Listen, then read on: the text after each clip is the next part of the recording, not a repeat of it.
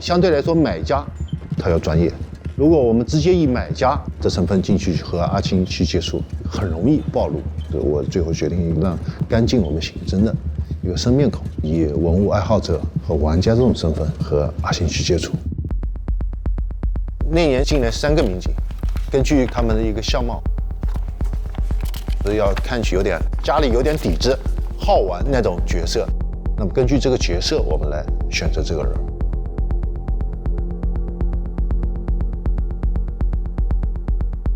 年輕人比較有經濟實力的職業是哪個？建築行業。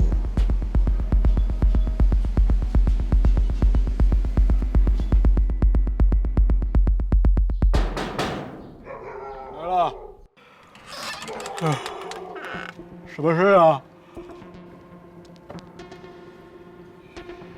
老板，聽說你這兒有房出租？你要租房啊？對，給我工地上的工人找幾間宿舍，就前面那個元氣樓盤。有房，2樓有4間，1樓也有。夠不夠啊？老板，你進來看吧。走。老板，您看看。你這東西不少。嗨，平時沒啥事，瞎折騰。這房子有點小啊。我工地上40多號人住不下，你這附近還有其他房子出租嗎？我們做了很大量的工作，他家裡有幾間房間是空的，你就趁這個機會跟他接觸，要不然貿然的去跟他接觸，沒有一個切入點的話，也是很唐突的。那我得問問了，您貴姓啊？免貴姓王。哦。哎，王老板，你也喜歡這些啊？我還行，我老爸愛弄這個。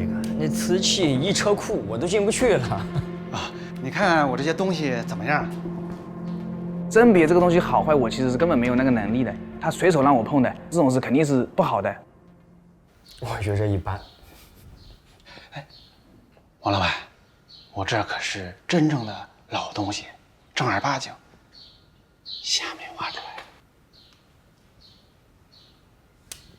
真的假的？那你這一屋子那不發財了？